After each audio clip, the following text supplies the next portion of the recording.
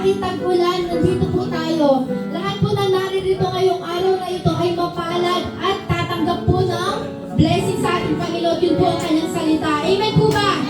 Are we all excited to hear the word of God for today? Amen. Handa na po ba tayong magbigay papuri, awitan ng Panginoon at angas ang kanyang pangalan? Amen. Palakpakan na po natin ang ating Diyos. Ayan. Before we start, let us invite the Holy Spirit this morning.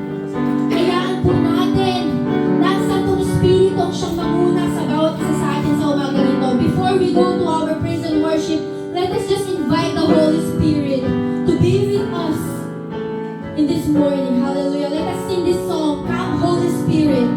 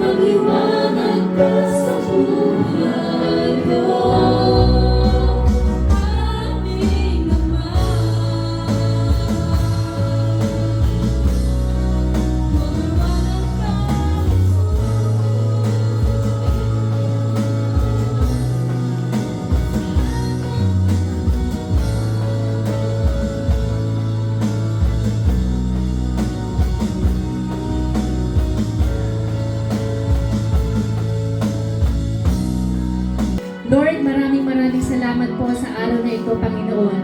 Tunay nga po, Panginoon, Ikaw ang Diyos na dakila, O God, na aming pinapupurihan at pinasasalamatan. Yes, Lord, You deserve, Lord, all the glory, Lord. Lahat ng papuri, lahat ng pagsamba, O God.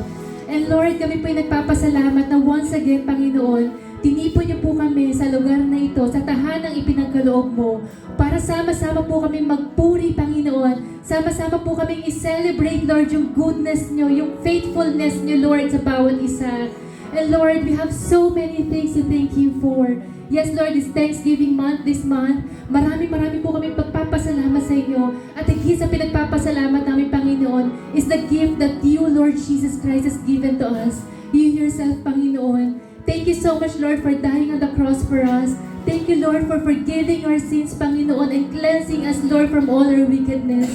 Thank You, Lord Jesus, Lord, for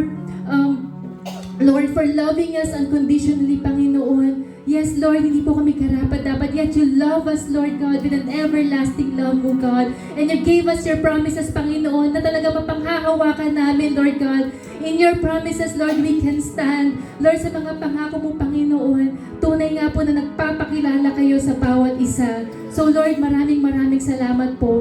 And this morning, Jesus, it's all about You. It's all about You, O God. That's why, Lord, nitiyataas po namin ang aming service ngayong umaga. Lord, sa servant po na gagamitin niyo this morning, I pray, Father, that You continuously bless him, O God. Lord, that You pour out Your anointing on him, Lord. Lord, that as he shares Your word, Lord God, there will be boldness, O God. There will be power, O God, and there will be life, Lord God. And Lord, lahat po kami, Panginoon, is mararanasan po namin ang transformation, Lord, from the inside out, O God. And Lord, we will leave this place, Panginoon, na dala-dala yung liwanag, yung buhay po na nagmumula sa inyo. And Lord, sa bawat part pa po ng aming service, Lord, to our giving, Lord God, to our worship, O God, Lord, sa aming fellowship sa bawat isa, I pray, Father, na kayo po ang mapupurihan.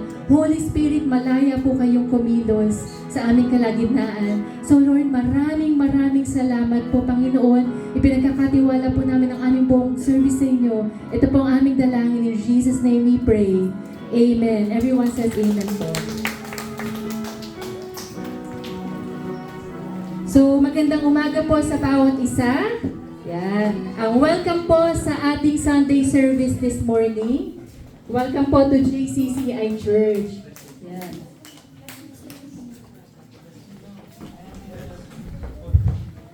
Pwede po ba natin kamayan ang ating mga kapatid? Di ba? Can we look to the left, to the right? Yan, tayo po yung magkamayan and say that I love you with the love of the Lord. I am glad that you are here. And can we also release our blessing, di ba? Yung blessing and favor ni Lord. Let's release it to our brethren. Amen? Meron po ba dito who's visiting for the first time? Anyone visiting for the first time? Wala po. Okay, visiting. Ayan, may kapatid po tayong visiting. So welcome po everyone. Welcome po sa JCCI. And as you can see po, meron pa po mga vacant seats. Yan, medyo marami tayong vacant seats. So, maybe what we can do is, siguro po before tayo makinig ng salita ng Panginoon, why don't we, lay our hands sa mga vacant seats na yan? And can we just pray once again? Pag-pray po natin, Lord, tignan po natin yung mga vacant seats. May pwedeng gumano kayo sa likod, di ba? Medyo marami po tayong vacant seats. And let's pray to the Lord. Kasi this morning po, nakikinig ako ng preaching ng isang pastor, and he said na, we Christians are the frontliners. So tayo mga Kristiyano, since frontliners tayo ng gospel, we should be the ones inviting and praying po para mapuno po yung mga upuan dito. Amen? Ayan. para mahina yung amen, Thanksgiving month po. Ayan. So, para pumapuno ang ating mga upuan. So, once again, let's pray. Let's lay hands doon sa mga vacant seats na yan. Heavenly Father, thank you so much, Lord, that we have this opportunity, Panginoon, to pray. Thank you so much, Lord, na binigyan mo po kami ng tahanan, Panginoon, kung saan po kayo po ang patuloy, Lord, na papupurihan, kayo po ang patuloy na kumikilos. And Lord, as we can see, Lord, around us, there are vacant seats, Panginoon. Katulad po ng binigay niyo na vision sa aming pastor, to each one bring one, Panginoon. I pray, Lord, God, that each one of us, Lord, through our lives, Panginoon, is, Lord, makapag-invita po kami, Panginoon, ng mga kapatiran, Lord, makapag-invita po kami ng mga kaluluwa, Panginoon, Lord, na makakasama po namin to celebrate your goodness in this place. Lord, give everyone the boldness, Lord, to invite. And Lord, from this time on, I pray, Lord, i-impress niyo po sa puso ng bawat isa. Lord, yung mga taong gusto niyo pong i-invite namin, Panginoon, our family, our friends, oh God, and we are looking forward, Lord, to the day, Panginoon, na sama-sama po kami magpupuri, Panginoon, dito sa tahanang ibinigay niyo. So, Lord, ito po ang aming dalangin in Jesus' name. Amen. Amen. Amen. So, yun po, no? So, from now on, pray po na the Lord will impress kung sino po yung mga tao i-invite nyo next week. Amen? Amen. Yan. Okay. So, sige po, kung kayo po may mga Bibles, let us open our Bible po sa John chapter 10, verse 10. May I ask everyone po to open their Bibles, and once again po to respect the word of the Lord, may I ask everyone to stand up and let's read the word of the Lord together. Yan po sa ating mga Bible po. So babasahin ko po siya sa NIV version, John chapter 10 verse 10. Sabi po dito, the thief comes only to steal and kill and destroy. I have come that they may have life and have it to the full. So praise God po sa kanyang mga salita. And this morning po, let us prepare our hearts as we listen to the word of the Lord na ibabahagi po sa atin ni Pastor Nori Rojas. Amen.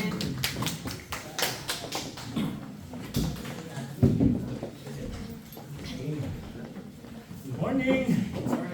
Ano po sa inyo lahat? Medyo naninibago po ako, nasanay po ako sa gift. Pero pagin ng Panginoon sa umaga po ito. Okay, bago po ako magpasimula, nalala ko po yung isang story patungkol po sa isang pastor. Itong pong pastor na ito ay siguro po marami po sa mga magagandang mga katangian. Talino. Pero siguro po, isa lang po siguro sa masasabing isa sa mga hindi maganda po sa kanya, nagkaroon po siya ng isang asawang madaldal. Isang linggo po, nung siya po ay nag-preach, nagulat po yung mga tao sapagkat nag-preach lamang po siya ng 15 minutes. Ba? Basta 15 minutes na salita. Noong pangalawang linggo naman po, nagulat na naman po yung mga tao sapagkat siya po ay nag-preach ng 30 minutes, medyo mahaba-haba. Pero nung sumunod na linggo po, yung kanila pong pagkagulat ay nagkaroon naman na uwi naman sa pagkataka sapagkat siya po ay nagsalita po ng 2 oras at kalahati. So sabi naman, lumapit po yung mga pastor, meron po kaming napansin noong mga nakaraang linggo sapagkat noong unang linggo po, nagsalita lang po kayo ng 15 minutes. Noong pangalawang linggo naman po, nagsalita naman po kayo ng 30 minutes. At ngayon naman po, noong linggo na to, nagsalita naman po kayo ng 2 oras at kalahati. Tanong ko po, bakit po nagkaganon? Sabi naman ng pastor, hindi ko nasabi sa inyo. Kasi noong unang linggo, bagong suot yung pustiso ko, kaya ang hirap na hirap ako magsalita, kaya 15 minutes lang ako nakapagsalita. Yung pangalawang linggo naman, masakit pa rin, pero tolerable. Kaya nagawa kong magsalita ng 30 minutes. Noong namang pangatlong linggo, nagkamali naman ako. Ang nagawa kong pagkakamali ko, instead na yung bagong pustiso ko ang masuot ko, ang nasuot ko yung pustiso ng asawa ko. Kaya pala nagtataka ko, hindi ko mapigil yung pagsalita. Sa umaga pong ito, naniniwala po at promise ko po sa inyo na hindi po magiging mahaba po ang mensahe ko sa umaga po ito. Sapagkat suot-suot ko po yung aking pong sarili pustiso. Sa umaga pong ito, naniniwala po ako na meron pong gagawin ng Panginoon sa atin. Meron pong mensahe po ang Panginoon sa atin. Okay, so umaga po ito, patuloy lang po ito. Gusto ko namin pong basahin itong galing po dito sa... Okay, wala tayo. Okay. Yan. Sabi po dyan, babasahin ko lang po yung binasa natin kanina. Sabi dyan, the thief comes only to steal and kill and destroy. I have come that they may have life and have it to the full. Sabi po sa Tagalog, no? Sabi po dyan, kaya lamang pupunta dito ang magnanakaw upang magnakaw, pumatay at mangira. Subalit na parito ako upang sila'y magkaroon ng buhay at ang lubos na kasaganaan ito. Mga kapatid, gusto ko po ngayong tanungin, no? Sa umaga po nito, gusto ko po ang tanong na ito ay gusto kong pagbulay-bulayin. Ang tanong ko po ito, sino po sa inyo rito ang nagnanais na magkaroon ng mahabang buhay? Nung kamakailan po namatay po si Enriel, ang kanya pong edad ay 101. Pero sabi ko nga, wala itong binatbat doon sa lola ni Isabel, 105 eh. So yun po, marami po.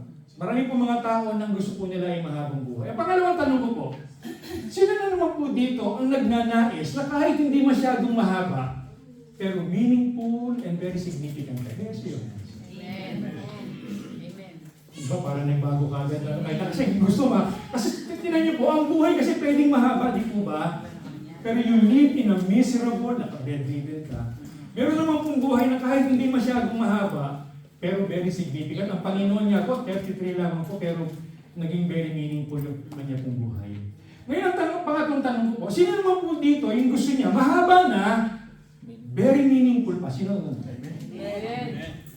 Pabago-bago ko naman. Siguro po sa atin nga, ang buhay kasi hindi lamang ito pahaba. Di ba sabi ko noon, nung naging conclusion ko, the true meaning of life is not how long you live, but how well we live. Hindi po ito pahabaan ng buhay. Kaya sa umaga po ito, tatalakayin po natin. Meron po tayong tatlong bagay tatalakayin po sa umagang po ito. Una, ano po ba ang pwede po natin maipagpasalamat? Dahil ang topic po natin dito ay pagkapasalamat. Pag-aaralan po natin, ano po ba yung pwede natin maipagpasalamat dito po sa mga talata nito natin pong pinagulay-gulayan. Isa pa rin po sa tatalakayin po natin, ano po ba yung sinasabi ng Panginoon na isang buhay na ganap at kasiyasiya? At ang pangatlo pong bagay po na tatalakayin din po natin sa umaga pong ito, paano po ba natin makakamit itong buhay na ito na ibinibigay po ng Panginoon sa atin? Kaya ang title po natin sa umaga pong ito ay A Promise that we can thank God for. Dahil ang topic po natin o team po natin sa umaga pong sa loob po ng buhay ito pagkapasalamat ay papasadahan po natin ito. Muli po tayong dumulog sa Panginoon at tayo po yung manalangin. Father, kami po ay nananalangin po sa inyo. Nagpapasalamat po kami sa pribilehiyo na kami po ay malayang makadudulog at malaya pong makakalapit po sa inyo. Salamat din po sa kalayaan na kami po ay pwede pong mag-aral po ng inyo pong mga salita. Lord, dalangin po namin nawa ang mga salita mo ito hindi lamang makapagdadagdag ng alam namin, kundi titimo sa aming puso at patuloy na makalilikha ng pagbabago sa aming buhay. Panginoon, ito po ang panalangin namin sa pangalan po ng aming Panginoong Yesus. Amen and amen. By the way, kung mapapansin po ninyo, magkakaroon po ng konting pagbabago po itong church natin, o yung ating mga programa. Kung mapapansin nyo, kanina meron na pong nag-MC. Mamaya po sa closing prayer, kami na po mga pastor ang mag-closing prayer to release the benediction. At ang isa po sa mga mangyayari din po, yung lahat po ng mga pag-uusapan nyo sa cell group o sa small group nyo, ay dito na po sa mga messages. So to reflect, para ito po ay ating mapag-ulay-ulayan.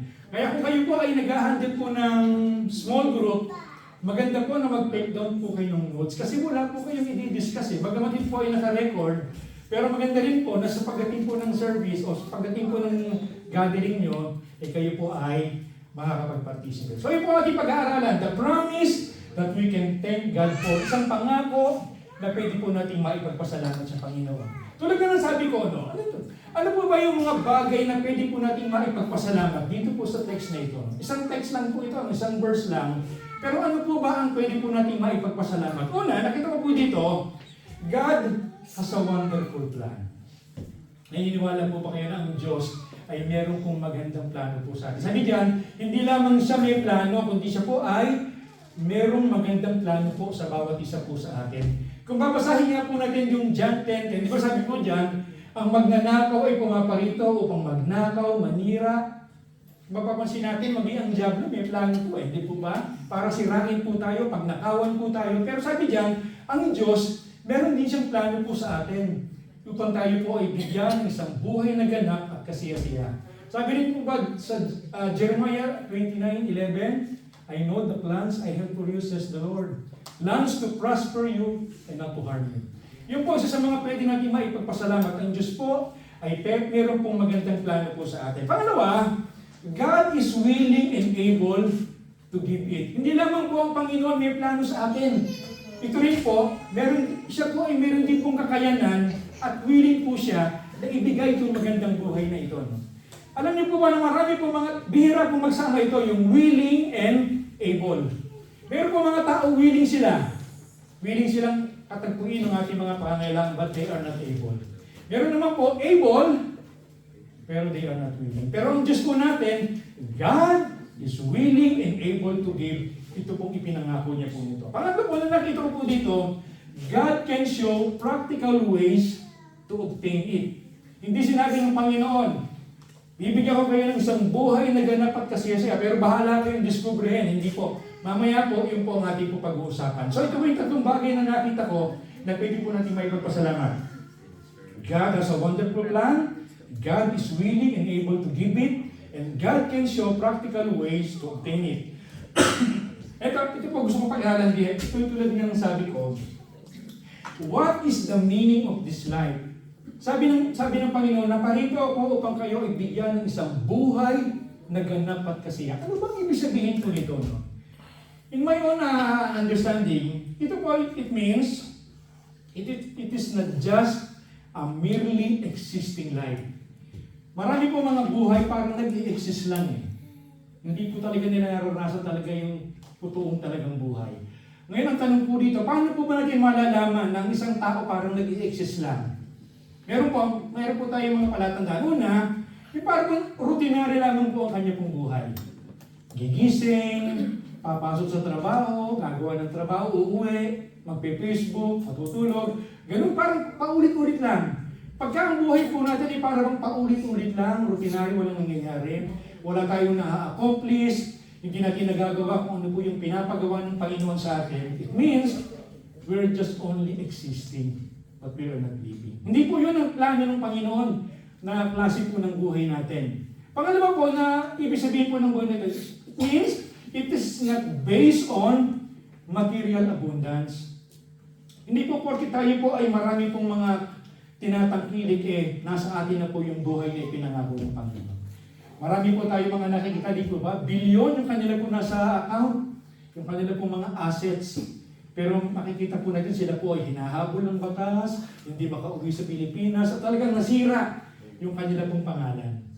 So yun po, it is not based on material abundance. Isa pa rin po, it is not a life full of fun.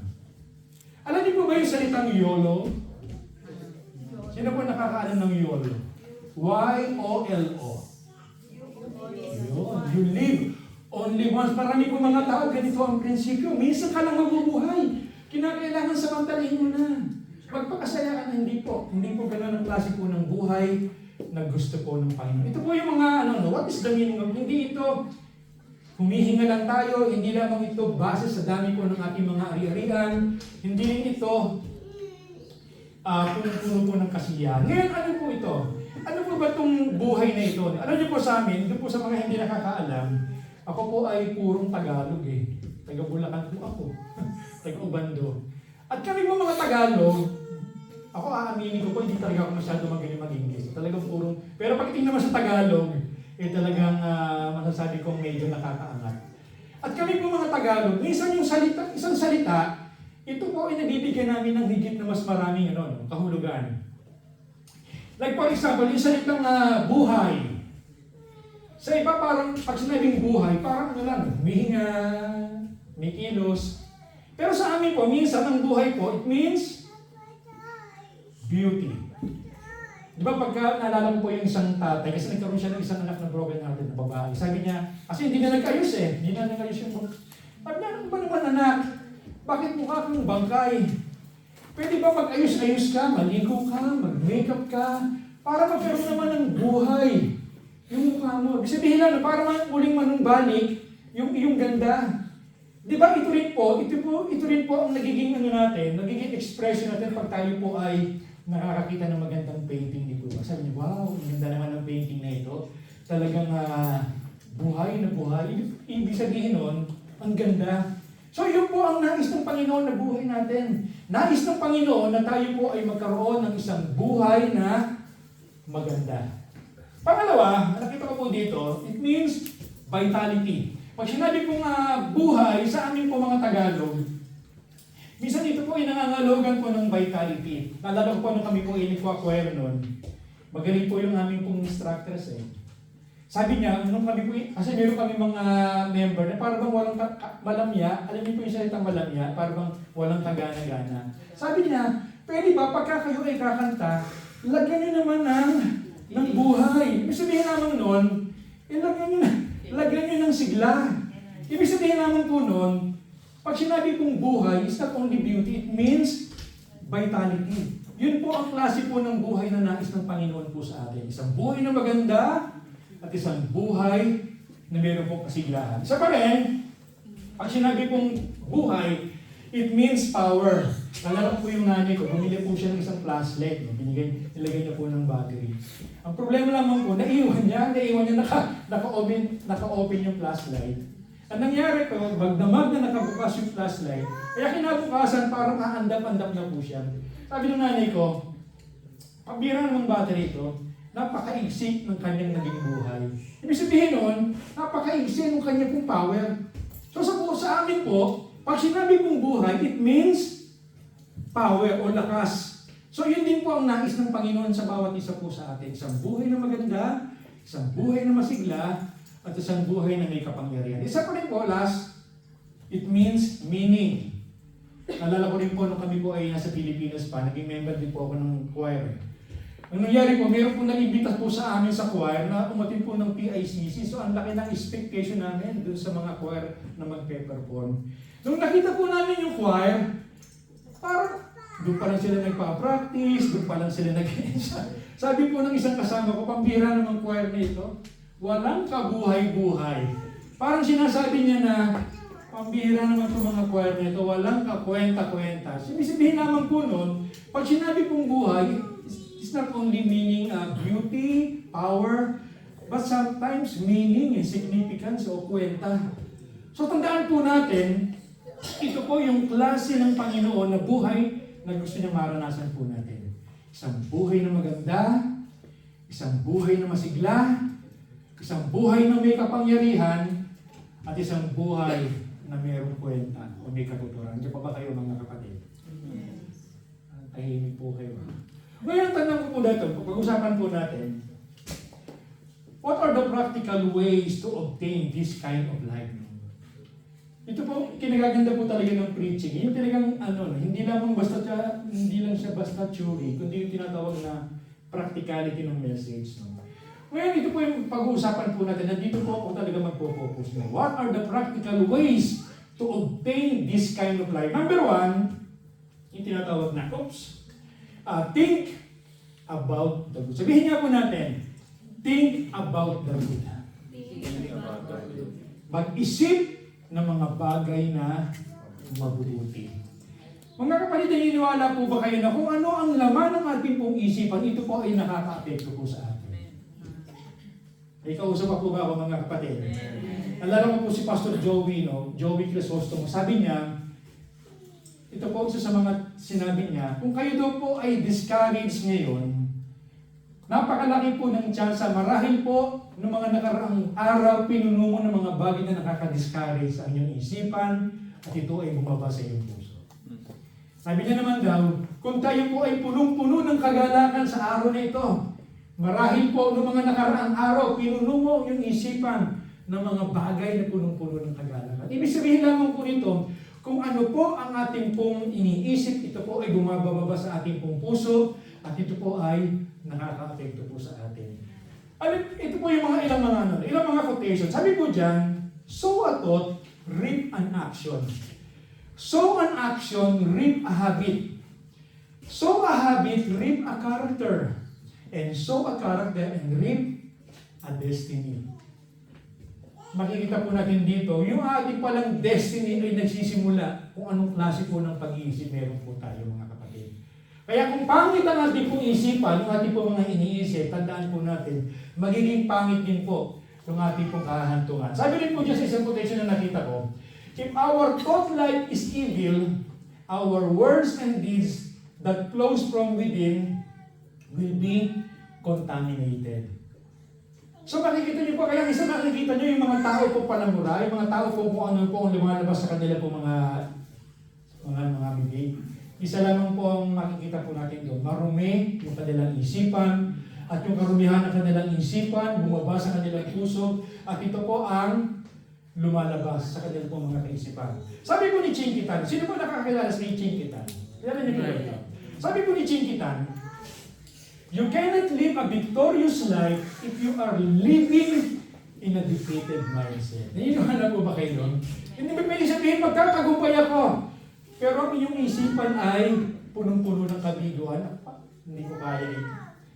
Kung ganun kagad po ang isipan po natin, huwag po nating asahan na tayo po ay magiging matagumpay. Sabi niya rin po, no, ang ganda po ng kanya pong formula, sabi niya, positive mindset plus positive action equals Positive result.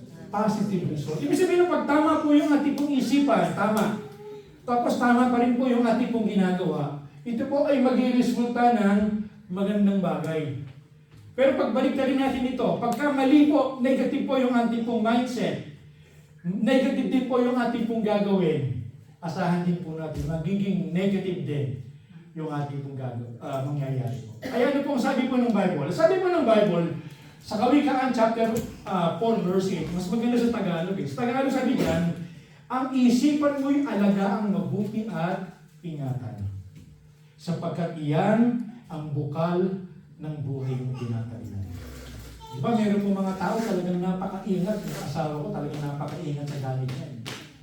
Sabi niya, kung daw tayo po ay nagiging maingat sa lahat ng mga bagay, kinakailangan higit po natin ingatan kung ano po ang tinatakbo ng ating pong isipan. Sapagkat ito po ang magiging bukal ng buhay natin tinataglay. Sabi rin po sa Philippians chapter 4 verse 8, ang sabi po dyan, finally, brothers, whatever is true, whatever is noble, whatever is right, whatever is pure, whatever is lovely, whatever is admirable, if anything is excellent or praiseworthy, think about such things. Sabi po sa Tagalog, dapat maging laman ng inyong isipan ang mga bagay na karapat-dapat, mga bagay na mabuti totoo, mga bagay na kapag-ipakinabang. So yun po mga magulang at mga kapatid. Ang ganda rin po ng sabi po ni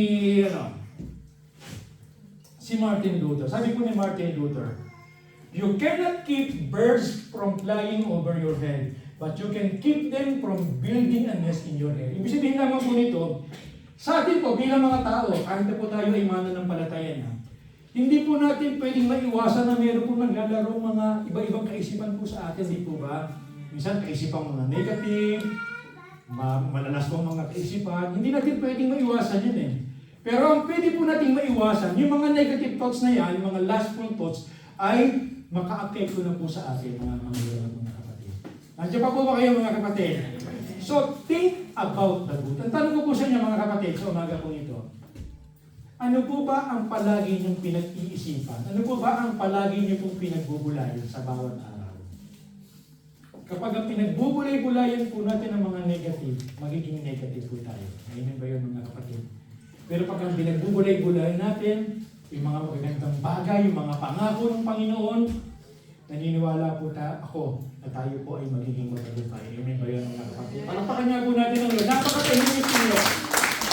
So yung po muna, think about the good. Number 2, look for the good. Sabihin nyo nga po, nahihirapan ako saan tumaisip. Look for the good. 1, 2, 3, sabay-sabay. Look for the good. Itoon ang paningin sa mga bagay na mabubuti. Alam niyo po, ito pong naobserbahan ko sa mga tao. Ang mga tao po, likas po talaga na negative. Ang nakikita po talaga natin ay yung mga bagay na negative. Like for example, kung ako po magpapakita po sa inyo ng isang bond paper na puti, at lalagyan ko po sa gitna ng parang medyo konting dumi, at pinakita ko po sa inyo, sasabihin ko, ano ang nakikita nyo sa papel na ito? Di ba makikita, sasabihin nila, ang nakikita namin yan, yung may dumi sa gitna. Bihirang-bihira po yung magsasabi, ang nakikita namin yan ay isang puting-puting papel. Kaya lang merong konting merong konting, bihira po yung gano'n eh. So karamihan po ng mga tao, ang nakikita po talaga ay mga negative.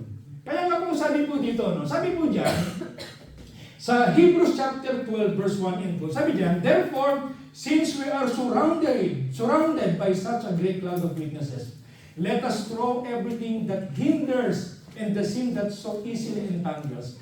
And let us run with perseverance and race marked out of us. Sabi po sa, fixing our eyes on Jesus, the pioneer and the perfecter of faith, for the joy set before him, he endured the cross, scorning its shame, and sat down at the right hand of the throne of God. Sabi nga po dyan, ituon natin ang ating paningin sa ating Panginoon. Nalala ko po yung isang babae po. Yung isang babae pong ito, nagpunta po siya sa kanyang pastor. Sabi niya, Pastor, baka ito na po ang huling attend ko sa church na ito. Sabi naman ng pastor, bakit naman ito na ang huling mong attend? Kasi sabi ng babae, kasi dito sa church na ito, pagka umaattend ako ng church, marami akong nakikita mga bagay na hindi maganda. Nakikita ko mga tao late lagi pag umaattend ng church. Minsan during the service, nagdadaldalan, iba nagpe-Facebook. Merong mga tumatayo, mga leader, nagtitich sila pero hindi naman ko nakikita. Kaya gusto ko nang umalis, Pastor, kasi talagang nakikisit ako sa lahat ng mga nakikita kong ito. Sabi naman ng Pastor, okay, sige, hindi naman kita mapipilit kung ano yung gusto mo eh. Ikalayaan ka na. Pero pwede ba, for sa isang linggo, attend ka pa rin, pero meron ako ipapagawa sa iyo. Gusto kitang tanongin. So, nung isang linggo po, umatin po yung isang babae ito. At sabi ng pastor, ito yung ipapagawa ko sa iyo. Bibigyan kita ng isang tasa na mangkok, no? May lagito na may mangkok. At iyon ay punong-puno talaga ng sabaw. Ang gagawin mo lang, habang nagpipris, habang during the worship service, doon ka lang sa likod. Ang gawin mo lang ay hawakan mo ito at pwede kang lumakad-lakad. Pero huwag mong hahayaan na ito ay manuwa. So nakatapos po yung service. At kung tinanong siya ng pastor, nakita mo ba yung mga nagdadaldalan? Nakita mo ba yung mga nagpe-Facebook? Nakita mo ba yung mga late? Sabi ng babae, hindi po. Bakit hindi mo nakita? Kasi nakatuon ako dito eh. Nakatuon ako dito sa baka tumapon eh. Sabi ng pastor, gano'n din. Tamang tamang perspective. Pag tayo dadating sa church, pagka ang nakapokus tayo doon sa mga bagay na nakapagpapatisod po talaga sa atin, hindi tayo mabibless, mga kapatid. Pero kung tayo po ay nakatingin sa Panginoon, kahit ano po ang siyang patuloy na makita po, ito po ay hindi po makakapagpatinag po sa atin, mga kapatid. Hindi pa ba kayo, mga kapatid? So napakahalaga po kung ano po ang ating pong pinagtutuunan ng ating pong paningin. Nadala ko po nung ako'y bago-bago pa naman yung aking pong panganay. Isa po sa mga napagkasunduan po namin noon ay huwag mo na magtrabaho dahil wala mag-aalaga eh. Kasi kung papaalagaan namin, yung kikitain ko, pambayad lang eh. Kaya almost 3 years yata po ako na walang trabaho. Minsan nag-discourage ako kasi parang nakikita ko, parang tumatakbo yung panahon, wala akong kinikita. Pero nakita ko, noong mga panahon na yon, isa sa mga bagay na nakita ko po doon, naalagaan ko ng maayos yung aking anak. Si Lloyd. Isa pa rin, talagang nag-improve yung aking skill ng photography. At hindi lamang po yun, pag ako ina-assign, talagang ibibigay ko yung the best na preaching. Kasi ang haba ng aking mga preparasyon. Ibig sabihin naman po nun, kung ipo-focus natin yung ating po mga paningin sa mga bagay na mabuti, marami po tayo pwede pa rin maipagpasalamat eh. Noong isang araw po, nanonood po ako ng Jessica Soho. Ini-interview niya si Eman Bacos. Ako napanood niya. Alam niyo po, ako po hindi po ako ma-emotion na tao eh. Pero pinapanood ko po itong istorya ni Eman, talaga parang gusto ko maiyak eh. Kasi ang dami-dami niyang mga bagay na naranasan hindi magaganda. Nung una hindi naman siya nare-recognize ni Mami eh. Tapos nagkaroon siya ng stepfather, binubog pa siya. Yung kanyang nanay nasa ibang bansa, nagpapadala. Hindi mo na sila inaalagaan. At kung mapapasin natin kay Eman, kung yung mga kanyang mga kapatid, yung talagang anak niya, ang gaganda ng kanila pong mga buhay, pero minsan hindi siya nagkaroon ng pagkaingit. Nung tinatanong nung matatapos na yung interview, sabi niya, Eman, ano masasabi mo dun sa unang stepfather mo? Sabi niya, ganda ng kanya pong pusag niya, huwag lang po siguro natin siyang banggitin kasi ayoko siyang mapahiya. Kasi binubugbog nga siya. Doon naman sa pangalawang stepfather Papa Suliman. Sabi niya, nagpapasalamat ako sa iyo, Papa Suliman, sapagkat kahit hindi ko naranasan yung pag-ibig ng aking tunay na ama, Pero ikaw ang nagpuno ng pag-ibig na yun. Doon ako sa nanay mo. Alam niyo po, nanay niya, pastora eh.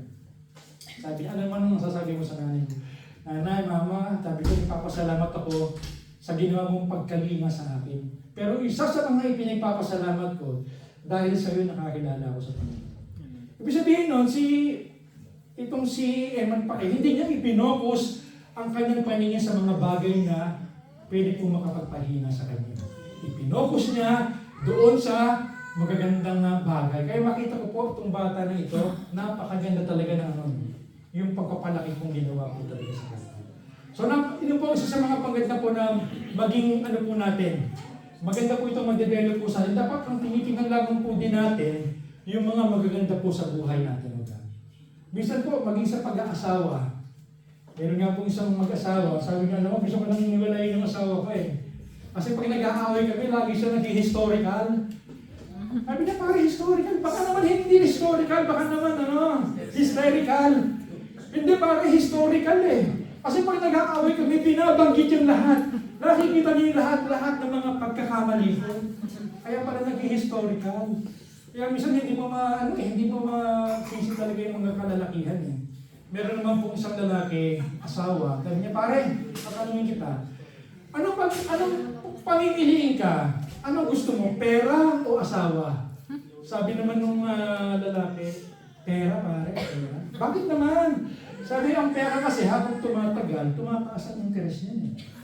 Kaya ang asawa, habang tumatagal, nawawalan ka na ng interest.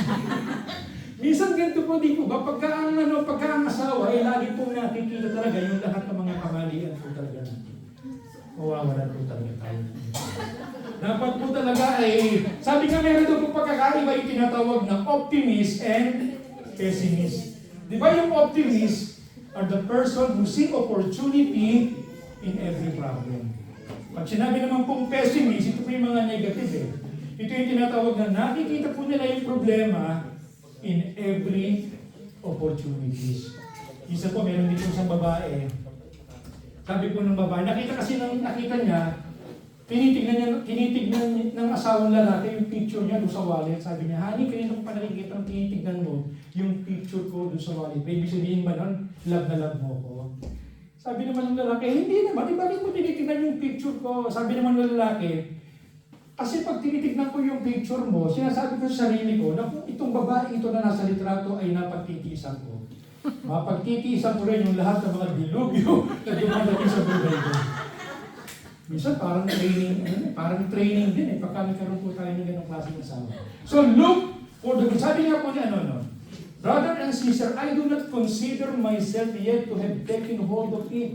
But one thing I do, forgetting what is behind and straining toward what is ahead. Alam niyo po itong si Pablo, siguro kung titingnan niya po yung lahat ng mga kamalian ginawa niya po sa kanyang buhay, baka hindi po siya naging kagamit-gamit sa Panginoon. Yan ang sabi niya, nililimot ko na yung mga nakaraan na nakatuon ako sa mga bagay na aking pinuntahan. So yung po ang tinatawag na look for the good. Pangatlo po, pero bago ko ibigay yung pangatlo, ang challenge ko po sa bawat isa po sa atin, mga kapatid, saan niyo po ba itinutuon ang inyong pong paningin? Yung po ba sa mga bagay na nakapagpapahina ng ating loob? Ano po ba ang inyong tinitingnan sa church? Ano po ba ang inyong mga tinitingnan? Yung lahat po ba mga nangapangitan?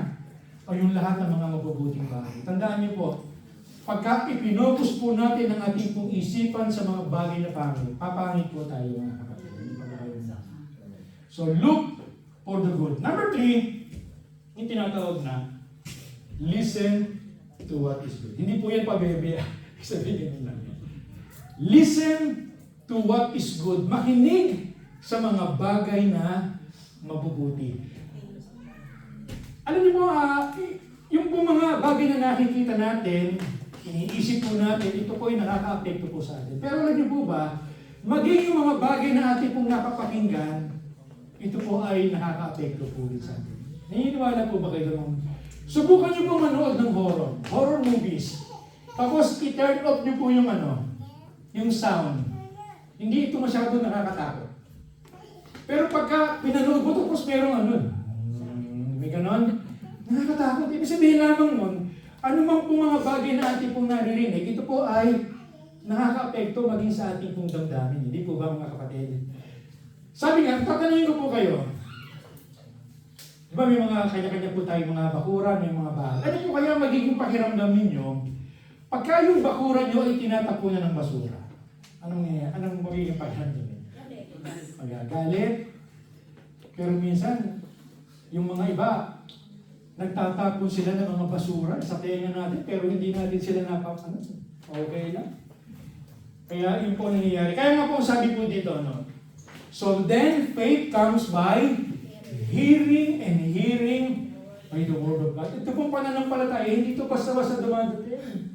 Ito pong pananampalataya, dumadating ito sa pamamagitan ng pakikinig. So makita po natin dito mga kapatid na anuman po ang mga bagay na atin pong pinapakinggan, ito po ay nakaka-apekto po sa atin. Naalala ko po yung ginawang experimentation po noon.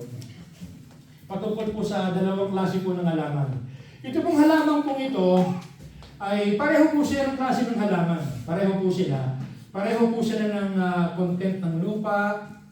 Pareho po sila ng moisture. Pareho po. Ang naging pagkakaiba lamang po nito, yung isang halaman, nilagyan po siya ng speaker na ang pinatutugtog po ay mga classical. Yung isa naman, halaman ang pinatutugtog yung mga heavy rock na talaga mga tugtugan. Alam niyo po ba yung po mga halaman na nakikinig o tinapatan ng speaker ng mga classical, lalo silang nag-bloom. Pero yung po mga halaman na tinapatan ng mga rock music, napansin nung nag-experiment ay unti-unti po talaga itong naluwi. Ibig sabihin naman po nito, anuman ang mga bagay na ating pong pinapakinggan, ito po ay bibigay po ng epekto po sa atin. Kaya nga dapat tayo po ay meron pong filter. Dapat ang ating pong pinapakinggan ay kinakailangan ay ating pong sinasala. Kung ito po ay hindi na po ito makakatulong po sa atin, ay kapatid, parang chismis na yata yan. Parang hindi na yata totoo. So yun po, listen to what is good. Dapat po tayo po ay nagiging maingat sa lahat po ng ating pong napapakinggan. Minsan po lahat ng ating pong, minsan nakita ko po, na minsan po yung ating pong mga nakikita, yung ating pong mga napapakinggan, minsan hindi ito totoo eh. Minsan, artificial intelligence. Meron nga pong nagsasabi na yun daw po, sino po nakadinig nung sabi ko na sabi nila parang artificial intelligence kasi yung ngipin niya, hindi katulad ng dati. So, ibig sabihin lamang po nito, dapat tayo po ay nagiging maingat kung ano man po ang ating po nakapakinggan. So, gamutin na po ako. Number 4 is tinatawag na talk about the good. Talk about the good. Alam niyo po, ito po sa mga nakita ko dito. Minsan, ang mga tao po, magkakaroon ka kagad ng impression sa klase po ng salita na kanyang binibitawan. Sa salita pa lang, kita ko na kagad kung anong klaseng tao ito. Kasi yun po ang reflection, kung ano po yung sinasabi po natin, yun po ang laman talaga ng puso natin. So, ito po ang makikita ko po dito. No? Meron po ako isang nakitang pero sabi po dyan, sa Ephesians chapter 4 verse 29, sabi dyan, do not let any unwholesome talk come out of your mouth, but only what is helpful for building others up according to their needs, and it may benefit to those who listen. Dapat daw po, huwag daw po lalabas sa ating po mga salita, yung mga bagay na hindi magaganda. Di ba sabi nga din po ni James, hindi dapat pag-alimura at pagpupuri ang namumutawi po sa ating pong bibig. Hindi po dapat yung gano'n. Dapat daw po, yung lahat daw po ng ating pong mga salita ay yung lamang po makapagpapatibay at magsisilbing kalakasan sa mga tao kung makakapakinig.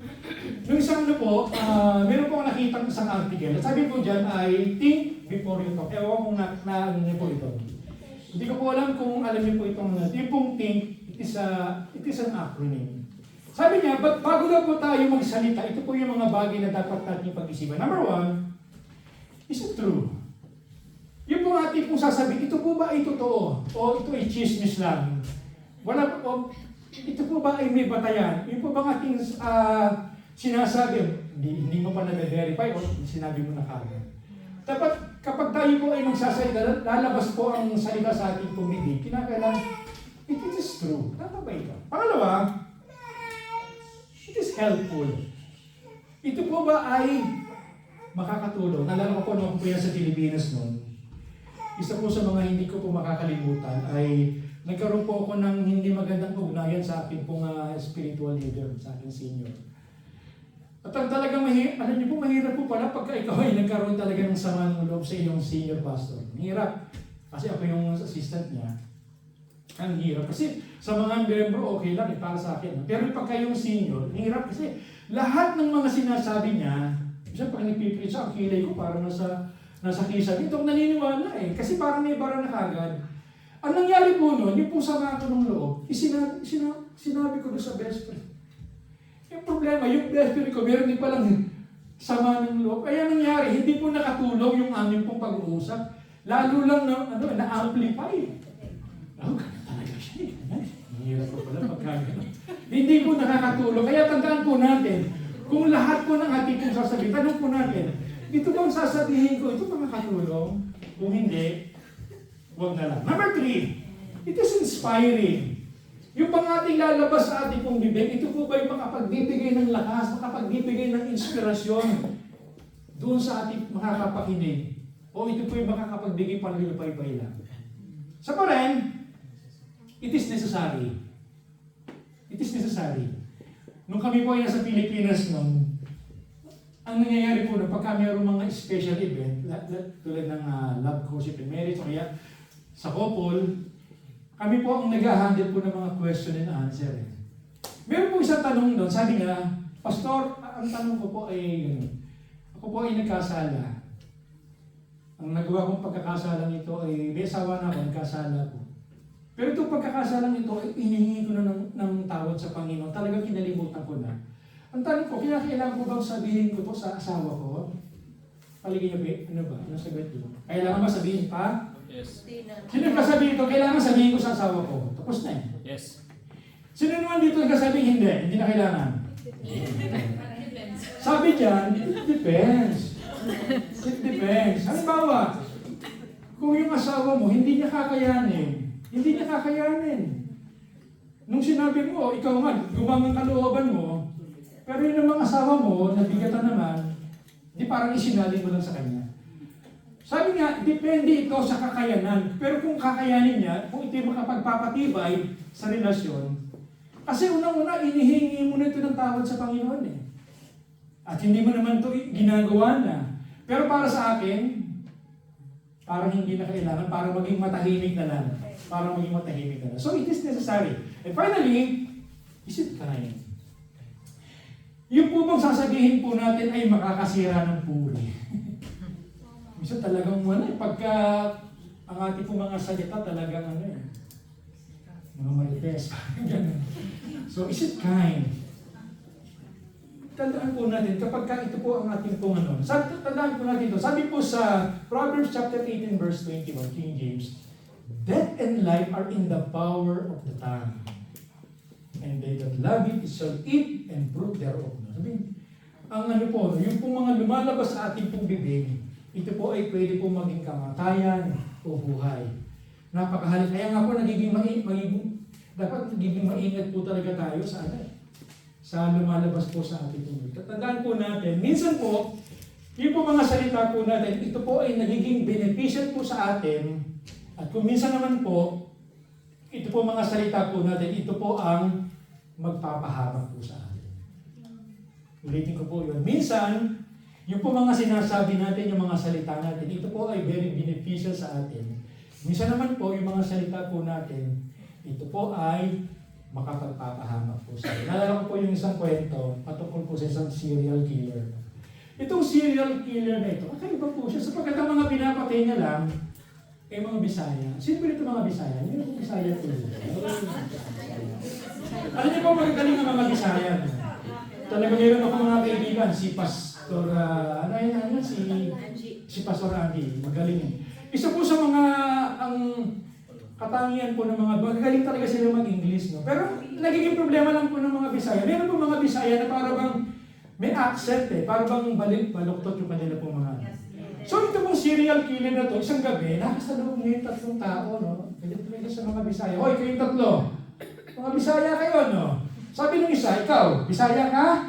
Sabi nung una, hindi. Patay. Sinabi patay. Yung pangalawa naman, siguro ikaw, Bisaya ka. Hindi. Taga saan ka? Menela. Ano? Patay naman. Ang pangatlo naman, sabi niya, ikaw, nag-iisa ka na lang. Panigurado ko, Bisaya ka. Sabi naman ng lalaki, hindi. Taga saan ka? Maynila. Diretso Ngayon hindi ka Bisaya. Absuelto ka na. Ito naman lalaki ito sa kanyang katuwaan, napasigaw, sabi niya, His, thank you. Aha, Bisaya ka pala. Ang patay. Minsan ganun po, no? Sa ating pong pagkasalita, ito po ay minsan makapagpapahamak po talaga. So, baka magalit yung mga Bisaya. Hindi po. So, tandaan po natin, minsan, yung po mga salita natin, ito po ay makakapagbigay benepisyo po sa atin.